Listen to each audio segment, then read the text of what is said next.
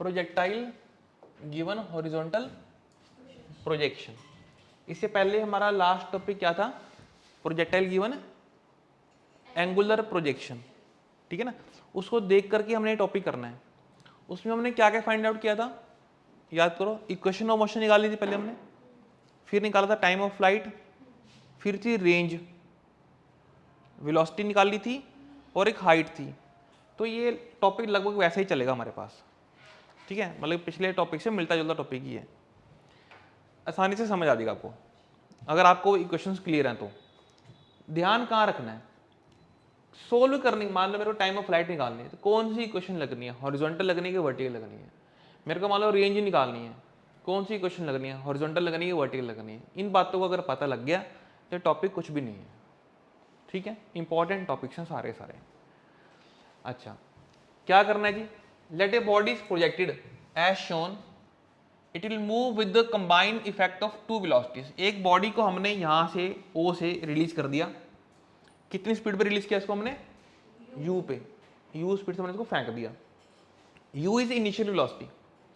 जब वो आगे जा रही है तो इस पूरे रास्ते में इसके पास दो तरह की वेलोसिटी रहेगी, एक vx और एक vy। बताओ इन दोनों में से क्या रहेगा कांस्टेंट पूरे रास्ते में? इस पूरे रास्ते में through out the motion in दोनों में से क्या चीज रहेगी कांस्टेंट? vx रहेगा बेटे कांस्टेंट, vx कांस्टेंट रहेगा। vy लगातार बढ़ेगा। क्यों लगातार बढ़ेगा? vy को कौन खींच रहा है? ग्रेविटी। तो ग्रेविटी इसको लगातार नीचे की तरफ खींच रही है, तो जो vx है वो बढ़ता जाएगा हमेशा, ठीक है। vy के अंदर चेंज आना है, there is change in velocity vertical component में। अगर चेंज इन वेलोसिटी आ गया तो देयर इज एक्सेलरेशन, और वो एक्सेलरेशन कौन सी होगी? ग्रेविटी की होगी। दोबारा बोल रहा हूं बेटे, vy में चेंज आ रहा है, और अगर there is change in velocity there is acceleration vertical component, and this is due to gravity. तो वहां पर लग गया ये। और अगर एक्सेलरेशन आ गई तो फोर्स भी आएगी वहां पे। फोर्स कौन सी? ग्रेविटेशनल फोर्स, जो कि अर्थ की होगी, ठीक है जी। तो आप देखो ध्यान से, जो vy है वो लगातार क्या कर रहा है? इंक्रीज कर रहा है, लगातार इंक्रीज करेगा। अब आ जाओ vx के ऊपर। vx एक बेटे हॉरिजॉन्टल कंपोनेंट है। हॉरिजॉन्टल कंपोनेंट के ऊपर आपने सिर्फ एक बार फोर्स लगाई थी यहां से, उसके बाद पूरे रास्ते में आप कोई फोर्स नहीं लगा रहे हो हॉरिजॉन्टल।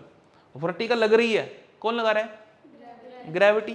तो यार हॉरिजॉन्टल तो ग्रेविटी नहीं लगा रही, तो हॉरिजॉन्टल में कोई फोर्स नहीं है। फोर्स का फॉर्मूला होता है बेटे m×a। अगर फोर्स नहीं है तो एक्सेलरेशन भी नहीं आएगी। अगर एक्सेलरेशन नहीं आई तो चेंज इन वेलोसिटी क्यों आएगा? इसलिए वेलोसिटी के कंपोनेंट में जो हॉरिजॉन्टल रहेगा कोई भी चेंज नहीं आता। तो यहां पर लिखा हुआ है horizontal velocity which remain constant throughout the motion, पूरे रास्ते में रहेगी कांस्टेंट। यहां लिखा हुआ है vertical velocity which increase due to gravity. तो वर्टिकल वाली जो वेलोसिटी है वो बढ़ती रहेगी लगातार, किसकी वजह से? ग्रेविटी की वजह से।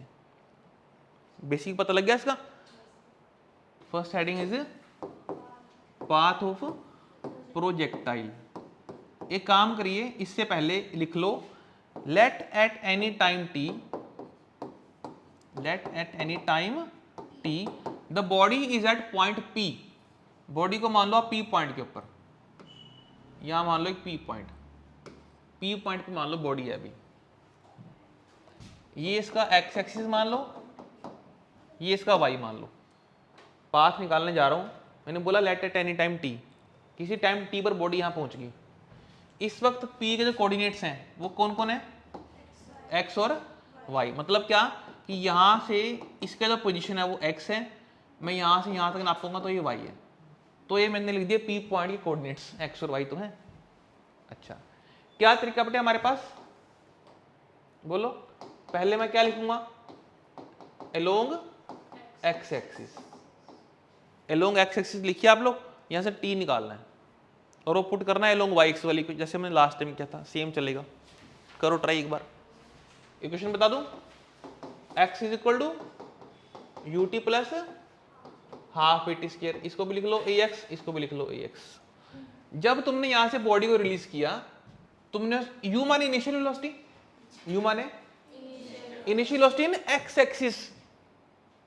डायग्राम देखो यार, इनिशियल वेलोसिटी इन एक्स एक्सिस कितनी है, तो फिर दिक्कत क्या, यूएस कितना आ गया यहाँ पर, u आ गया। हॉरिजॉन्टल कंपोनेंट वेलोसिटी का, हॉरिजॉन्टल कंपोनेंट कितना आ गया, u। आपने एक बार u दे दिया, इस पूरे रास्ते में हॉरिजॉन्टल कंपोनेंट बेटे u रहेगा। तो बताओ अगर वेलोसिटी कांस्टेंट है तो एक्सेलरेशन कितना, कितना, बिल्कुल सही, एक्सेलरेशन इन एक्स एक्सिस 0। ठीक है जी, ऊपर पुट कर दो बेटे, टी निकालना है, करो ट्राई एक बार आप लोग। इक्वल टू यूएस का यू आ गया, टी का टी आ गया, एस कितना था 0, ये सारा 0 बना देगा, ये बच गया, यहां से टी निकालना, बस फिर क्या दिक्कत है, इतना आसान तो है। ये हो गया मेरा एक्स एक्सिस। अब बताओ क्या करूंगा, बिल्कुल सही बेटा, पैटर्न वही रखना है हमने लास्ट टॉपिक वाला, ये नहीं कि वही सारा उतारना है, पैटर्न वही रखेंगे हम। तो what was that, along Y. बताओ जी वाई एक्सिस की इक्वेशन, y is equal to U Y T half A Y T square है। ठीक है जी बेटे जी, यू वाई बता दो, ए वाई बता दो, टी तो ये है ही मेरे पास। बताओ क्या कंफर्म है, ए वाई बोलो, ए वाई कितना है, प्लस का क्या माइनस का, माइनस का। मेरी बात सुनो बेटे जी, जब हम ये वाला टॉपिक कर रहे थे तो यहां पर क्या हो रहा था कि बॉडी ऊपर जा रही थी, ग्रेविटी नीचे खींच रही थी, तो यहाँ माइनस का जी लगता था, यहां पर आकर ये बॉडी भी नीचे, ग्रेविटी भी नीचे, तो प्लस का जी लगता था। इसलिए मैंने आपको प्लस माइनस जी लिखवा रखा था इक्वेशन ऑफ पाथ में। लेकिन यार इस वाले टॉपिक में तो बॉडी सिर्फ नीचे आ रही है बेटे, ऊपर तो जा ही नहीं रही, तो फिर ये प्लस का रहेगा, ए वाई जी रहेगा प्लस का, इसमें माइनस तो लगाना ही आपने। ठीक है, यू वाई कितना 0 है, यू वाई 0 आएगा, क्यों, क्योंकि बॉडी को आपने इधर देखो बेटे, आपने इसको थ्रो किया एक्स एक्सिस में, आपने इसको वाई पे तो फेंका ही नहीं है, जब वाई में नहीं फेंका तो यू वाई 0 हो गया इसका। टी कितना है, एक्स अपॉन कर दो पुट इसमें, तो y is equal to 0 plus half G, T की वैल्यू x अपॉन यू का होल स्क्वायर। आंसर बोलिए half G X square upon U square. यहां तक आने के बाद एक काम आपने और करना है, जो कांस्टेंट है ब्रैकेट में लिखो, जो वेरिएबल है बाहर लिखो। हाफ इज कांस्टेंट, ग्रेविटी 9.8, अगर हम अर्थ पे काम कर रहे हैं तो 9.8 कांस्टेंट है। बेटे u देखो ध्यान से, u was initial velocity which remain constant throughout the motion, इसीलिए तो एक्सेलरेशन 0 था, है ना। इसी बेटे एक ही बात मैं बार बार बोल रहा हूँ, इसी का ही मेन यूज है पूरे टॉपिक में। Horizontal velocity remain the constant and horizontal velocity is u, तो कांस्टेंट नहीं है, तभी तो ax 0 आया था, ये भी कांस्टेंट है। कौन वेरिएबल बना, x स्क्वायर, ये बाहर निकाल दो। वेरिएबल क्यों बना, यहां देख लो बेटेरा, ये हमारा टॉपिक था। देखो जब एक ऑब्जेक्ट यहां पहुंचा तो इसका x इतना, जब ऑब्जेक्ट यहां पहुंचा इसका x इतना, जब यहां पहुंचा इसका x इतना, यहां पहुंचा x इतना, तो थ्रू आउट द मोशन इसका x कर रहा है वेरी, x हो गया वेरिएबल, बाहर लिखना पड़ेगा आपको। अगली बात सुनिए, कैन आई से this is constant into x square, constant into x square. अब ये बेटे की इक्वेशन बनी है xy की, जिसमें a की पावर 1 a की पावर 2, इसका ग्राफ कैसा मिलेगा, पैराबोला का। तो लिख लो this equation is of parabola and hence the body will cover parabolic path. कितना आसान था। टाइम ऑफ फ्लाइट का मतलब कि कोई बॉडी कितनी देर तक हवा में रहती है, कितने टाइम तक हवा में रहती है, this is time of flight, symbol is capital T. तुम लोगों को जो कैपिटल टी निकालना है वो यहां तक का आएगा, ध्यान रखना बात ये बोली। इससे पहले मैंने पी पॉइंट यहां पर लिया था, टाइम मैंने लेट किया था स्मॉल टी, कि किसी वक्त कोई बॉडी यहां पर पहुंच गई थी, टाइम स्मॉल टी था उसका, वहां से मैंने निकाला इक्वेशन ऑफ पाथ जो कि था पैराबोलिक पाथ। अभी बात कर रहा हूं टाइम ऑफ फ्लाइट की, सिंबल कैपिटल टी है, टाइम ऑफ फ्लाइट यहां जाके बनेगा। क्या रास्ते में बन जाएगा, कहीं रास्ते में तो कहीं नहीं बनेगा ना, जब तक बॉडी ग्राउंड को टच नहीं करती वहां तक बनेगा टाइम ऑफ फ्लाइट। ये तो होगी एक बात। अगली बात पे आओ, मुझे बताओ ये निकालने के लिए आप हॉरिजॉन्टल की इक्वेशन लगाओगे या वर्टिकल की इक्वेशन लगाओगे, देखो मेरी बात सुनो, मैं इसकी एक बात बताता हूँ बेटे। आप किसी ऑब्जेक्ट को कितनी हाइट से गिर रहे हो, अगर आप किसी ऑब्जेक्ट को इस हाइट से गिर रहे हो, मान लो वो यहां पर पहुंची, आप अपनी अगर हाइट बढ़ाते जाओगे, जितनी ज्यादा हाइट से आप बॉडी को गिरोगे उतनी ज्यादा देर तक वो हवा में रहेगी। जितनी ज्यादा हाइट से बॉडी को गिरोगे उतनी देर तक वो हवा में रहती है। तो मैं इसको सोल्व करने के लिए यूज किसका करूंगा? वर्टिकल का। चलो लगाओ वर्टिकल की क्वेश्चन, बताओ जी वर्टिकल की क्वेश्चन कौन कौन सी लगा सकते हैं। देखो जी ये भी वर्टिकल की क्वेश्चन है, ठीक है, और ये देखो ध्यान से, ये भी वर्टिकल की क्वेश्चन है।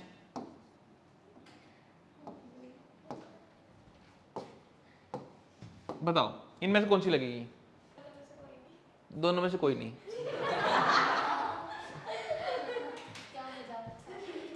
रीजन सुनो, तुम स्मॉल टी को कैपिटल टी पुट कर दोगे, तुम स्मॉल टी को कैपिटल टी पुट कर दो, कोई इशू नहीं है, लेकिन बेटे यहां पर जाकर के v कितना है ये हमको नहीं मालूम, तो या नहीं, बिल्कुल भी नहीं। v वो ui था, 0 ui, v कितनी स्पीड पे बॉडी टकराती है अर्थ के ऊपर, वो हमें नहीं पता, अभी कैलकुलेट करना है हमने, तो मैं अभी ये नहीं लगा सकता। कौन सी बच गई?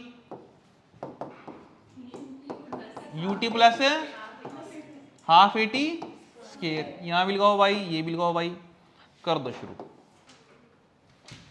y को h मान लो, value h, u y 0, half a y g, small t capital t, 2 को ऊपर ले जाओ, 2h g आ गया इसकी अपॉन में, ये आ गया t स्क्वायर। अगर मेरे को वही बोले t निकालना है तो t is equal to under root 2h upon g, ये हमारा आंसर। आप इसको याद भी करना है, न्यूमेरिकल्स में काम आएगा। अभी इसी में एक दो बातें कर लो। Small g is constant 9.8, 2 is constant, तो बताओ कैपिटल टी डिपेंड किस पे कर गया? h के ऊपर, एंड डायरेक्टली प्रोपोर्शनल। तो जितनी ज्यादा आप हाइट बढ़ाओगे उतना ज्यादा टाइम बढ़ता जाएगा। नेक्स्ट बनाओ हेडिंग हॉरिजॉन्टल रेंज।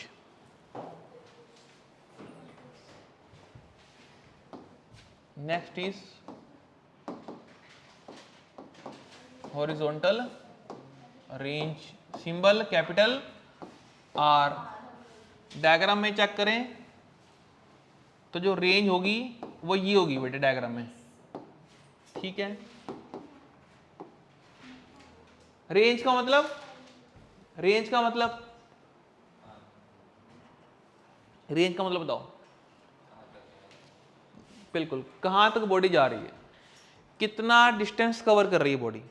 डिस्टेंस माने हॉरिजॉन्टल के वर्टिकल? हॉरिजॉन्टल। इक्वेशन कौन से लगाओगे? हॉरिजॉन्टल की, वर्टिकल तो लगेगी नहीं, क्योंकि आपको देखना है कितना दूर जा रहे हैं, ठीक है जी, ये बात हमको समझ आ गई। अब तुम सोचो हॉरिजॉन्टल की 3 इक्वेशन कौन सी लगा के फायदा है।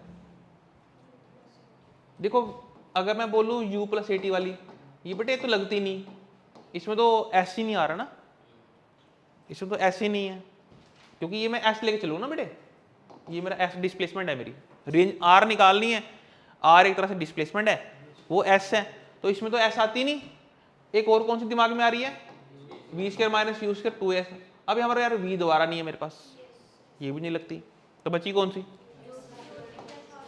U T plus half A T square, यहां भी x यहां भी x। देखो ध्यान से, समझ गए? x को r लिख लेना बेटे, जब पॉइंट P था ना वहां पर टाइम t था। अब मैं बात करूं रेंज की, यार देखना जब रेंज निकाल रहे हो तो ये पॉइंट लेके चल रहे हो ना, तो इस टाइम पे t कितना है? कैपिटल T नहीं है, तो यहां पर आप स्मॉल t को रखोगे कैपिटल T, तो x की जगह पे r आ गया, us कितना है? u, स्मॉल t कितना है? कैपिटल T, as कितना है? ये सारा तो 0 ही हो गया, ये बच गया, ठीक है। और आपको पता है हमने अभी t की वैल्यू निकाली थी 2h अपॉन g, ये देखो। या नेक्स्ट है बेटे वेलोसिटी ऑफ ऑब्जेक्ट। डायग्राम देख लो, u से फेंक रहे हैं इसको, ऐसे जा रहे हैं, पी पॉइंट की बेटे बात करूंगा, पी पॉइंट की बात करूंगा, दोबारा समझो ध्यान से, टी में तुम लोग कंफ्यूज बार बार, टी बेटे यहां पर कैपिटल टी है और कहीं पर कैपिटल टी नहीं लेना, ठीक है। अभी रास्ते की बात कर रहा हूं, रास्ते में एक कंपोनेंट है वी एक्स, एक कंपोनेंट है वी वाई। क्या इस पूरे रास्ते में वी एक्स और वी वाई दोनों लग रहे थे क्या एक लग रहा था? दोनों तो लग रहे हैं। क्या बॉडी आगे नहीं जा रही? क्या बॉडी नीचे नहीं आ रही? दोनों काम हो रहे हैं ना यार। आगे कौन लेके जा रहा है? V X. नीचे कौन लेके जा रहा है? यार दोनों हो रहे हैं बेटे। अच्छा, अगर एक ही पॉइंट से वी एक्स निकल गया, एक ही पॉइंट से वी वाई निकल गया, मुझे इसका रिजल्ट निकालना है, क्या करेंगे? पैरेललोग्राम। इसके पैरेलल लाइन यहां खींचो, इसके पैरेलल लाइन यहां खींचो, ये खींचो डायगोनल, नाम डाल दो v, और बताना v का formula under the root parallelogram law, A square plus B square plus 2ab cos theta. Theta कितना? 90। ये रहा थीटा, कोस 90, ठीक है ना। पैरेललोग्राम ला लग गया। कोस 90 की वैल्यू 0, ये सारा खत्म, बच गया वी एक्स और वी वाई। तो आपको निकालना है V X and V Y. Help कर दो आपकी, ये लगाओ,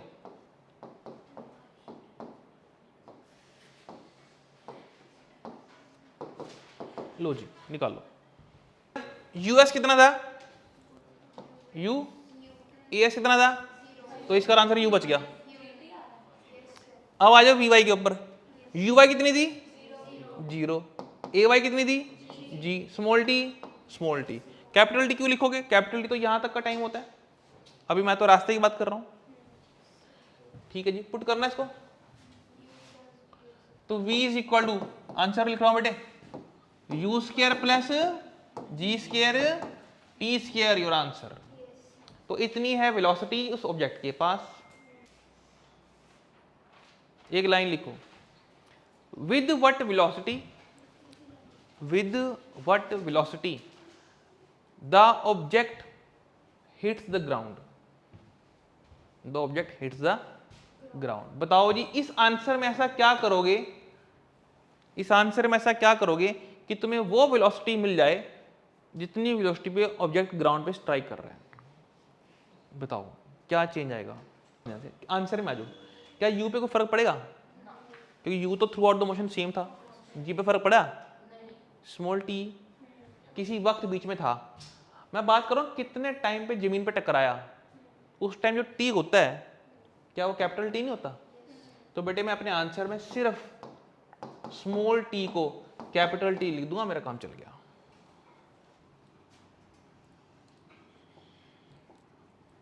यहां से था वी एक्स, यहां था वी वाई, इसका बनाया था पैरेललोग्राम, ये था डायगोनल v। बेटे मैं बोल रहा हूं इसको बीटा, अगर ये बीटा है यहां पे, तो फिर जो ये देखो ये राइट एंगल ट्रायंगल है,